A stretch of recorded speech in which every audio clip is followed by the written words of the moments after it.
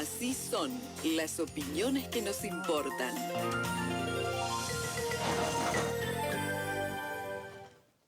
Presenta este espacio. Parque Perpetual. Vivimos en la era de la inteligencia artificial. La tecnología es imprescindible en nuestra vida. Pero cuando llega uno de los momentos más difíciles, no alcanza con un algoritmo. Ahí sirve una mano, una mirada sincera, una palabra justa o un silencio necesario. Porque hay cosas que solo pueden hacerse con el corazón. Parque Perpetual, donde perduran los vínculos.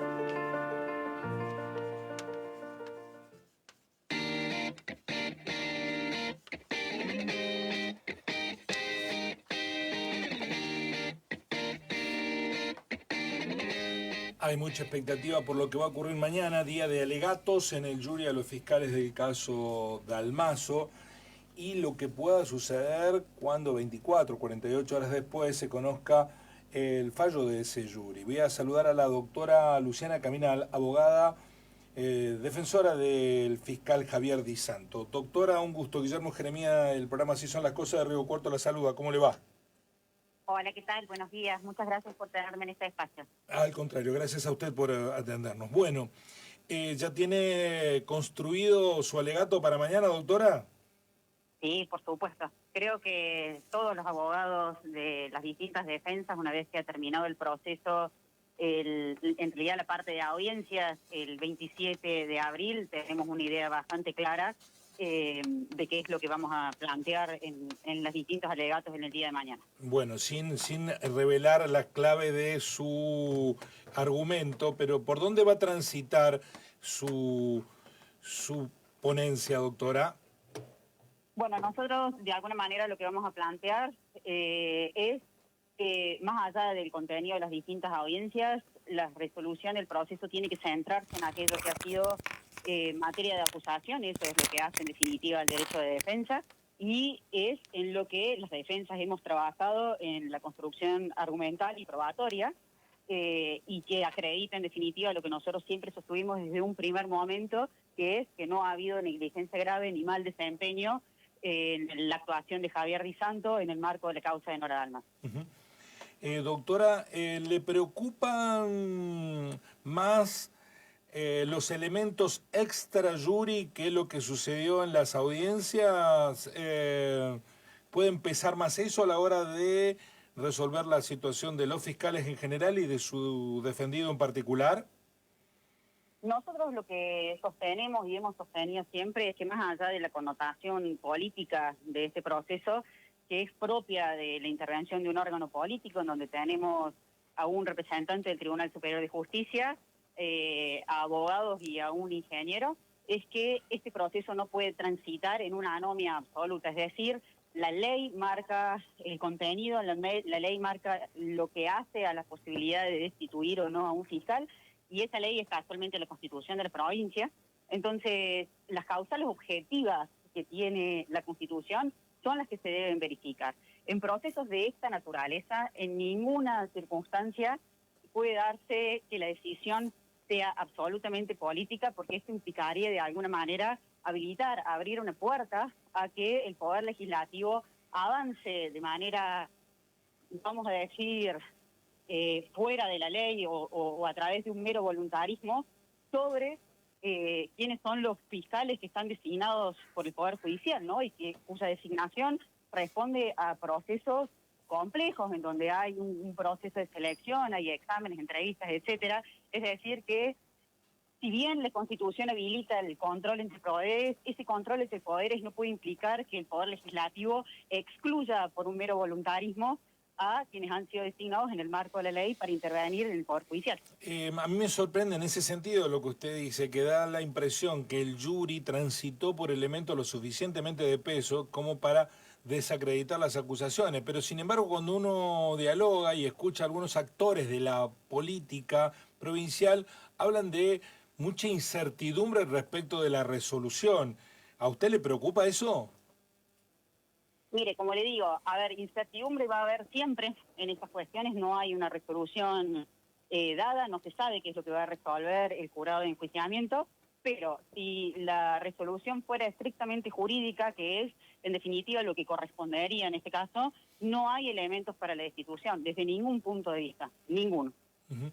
¿En qué grado le preocupa, si es que lo tiene confirmado, lo que ha circulado en las últimas horas como una versión de cierto grado de conocimiento, afinidad, amistad, no sé en qué categoría poner, la relación entre la presidenta del jury y Facundo Macarrón, ambos egresados de abogacía, estudiantes contemporáneos en la Universidad Católica de Córdoba? Eso no es algo que a mí me conste y no es algo que surja del expediente. Sin embargo, de vuelta, en un plano hipotético, si esta situación existiera, entiendo que es algo que se debiera haber comunicado oportunamente a las partes, por una cuestión de la injerencia que puede llegar a tener esto en el proceso y en este contexto, pero aclarando que esto no es información que a mí me conste ni que a mí me hayan hecho llegar. Todos aseguran que los testimonios en su mayoría han beneficiado a los fiscales, pero la familia Macarrón ha dicho que vinieron algunos testimonios a embarrar el jury. ¿Usted cree que transitó por los caminos de transparencia el jury que corresponde, o que hubo lo que dice la familia Macarrón, un proceso de enlodamiento del jury? No, para nada. Yo creo que la causa seguida por el homicidio de Nora Dalmazo es extremadamente compleja y esa complejidad se ha trasladado al jurado de enjuiciamiento con la misma intensidad quizás.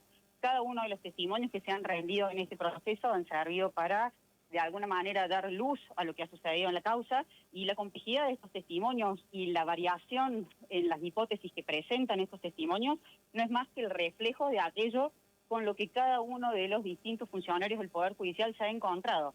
Es decir que, en pocas palabras, las hipótesis de cada uno de los testigos es el reflejo de lo que hay en la complejidad de la causa. Y eso es algo que el jury de enjuiciamiento tiene que valorar sí o sí en este contexto. Pero lo que está del otro lado de la balanza es que el crimen sigue impune y hay alguien que debe responsabilizarse de esa situación. Doctora, ¿no cree que va a pesar esa, bueno, no sé llamarlo presión social, pero deuda judicial histórica?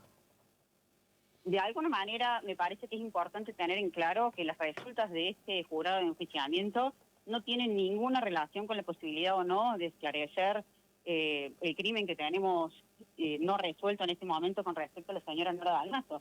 Inclusive la hipótesis que trae Jávega, el fiscal actual interviniente, no es nada más que otra hipótesis, y él así ya lo ha dejado claro en su propia declaración por ante el jurado de enjuiciamiento. Es decir, esto no es una causa que está pronta a resolverse. ¿En qué sí puede variar el resultado de este jury? Y bueno, que de alguna manera creo que ha sido, no quiero poner palabras, pero creo que ha sido el propio abogado de la familia denunciante el que ha indicado que tiene algún grado de expectativa con relación a una eventual acción de daños.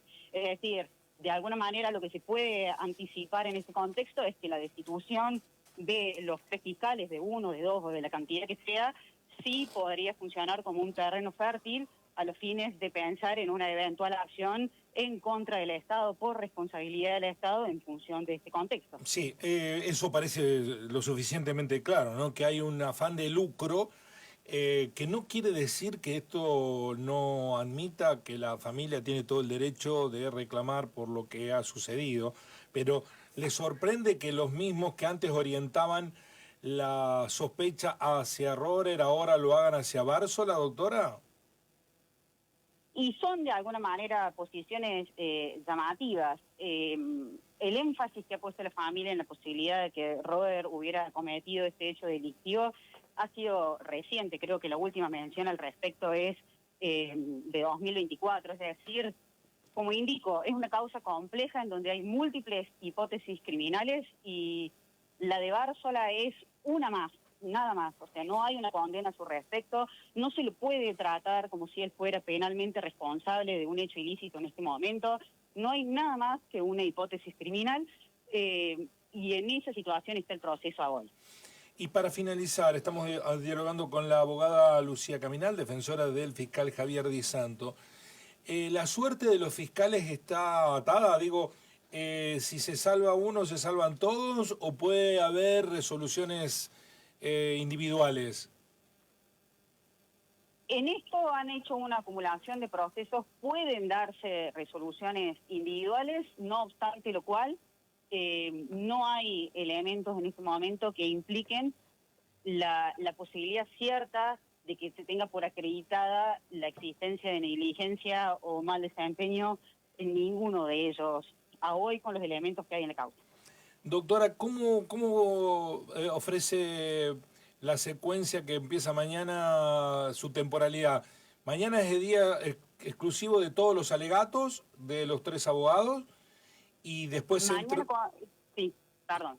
No, y después entra un cuarto intermedio. ¿Cómo va a ser la agenda de mañana y lo que seguirá del jury? Lo que sigue el jury básicamente es que tiene que alegar la Fiscalía General, alegan las defensas y según el tiempo que se insuma el día de mañana, entiendo yo, no tenemos un cronograma fijado porque estas cuestiones tienen una temporalidad variable, pero está la última palabra de los denunciados y luego el jury debería comunicar cuál es la resolución, posiblemente difiriendo el contenido, es decir, los argumentos de la misma, al 28 de mayo. Al 28 de mayo, pero ¿cuándo podría el jury comunicar la resolución? ¿De inmediato, apenas terminen los alegatos, o puede tomarse un lapso de tiempo? Tienen 24 horas. Entiendo que la presidenta lo ha indicado así la presidenta del jury lo ha indicado así en su última intervención al aire, en donde indicó que si podían resolverlo en el momento lo harían y si no se tomarían las 24 horas. ¿A qué hora están citados, doctora, mañana? A las 8:30. A las 8:30 de la mañana. Esto no va a ser transmitido en directo para que se pueda observar para todo público, ¿verdad? Honestamente desconozco porque Ajá. las cuestiones que hacen la prensa lo manejan directamente de la legislatura. Perfecto. Doctora, muchísimas gracias. Estaremos atentos a la resolución. Muy amable. ¿Quiere agregar algo más? Por favor. No, me parece que con esto estamos. Cualquier otra consulta quedo disponible. Muchas gracias, doctora. Muy amable por atendernos. Gracias, que tenga muy buen día. Buen día. Luciana Caminal, abogada de Javier Di Santo. Vamos a ver lo que pasa, ¿no? Hay ahí un elemento que la doctora lo volvió a revisitar una y otra vez, en este sentido.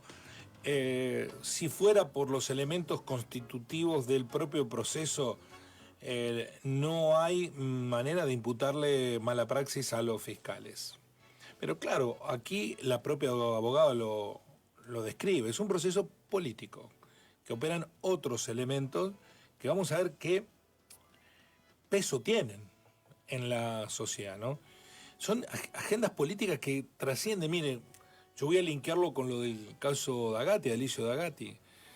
Dagatti pudo haber cometido, de hecho los debe haber cometido, errores en su comportamiento como empresario, pero quedó como prenda judicial de una disputa interna que tiene sectores de la justicia que militan con una estructura política interna del peronismo, el schiarettismo, y sectores de la justicia que militan con otra estructura interna del peronismo, el giorgiorismo.